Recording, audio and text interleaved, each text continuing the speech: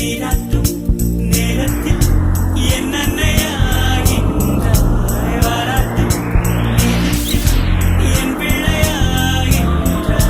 நானாக தொட்டாலும்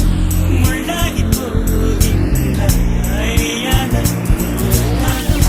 பூவாக ஆகின்றாய் என் கண்ணீர் என் தண்ணீர் எல்லாமே நீ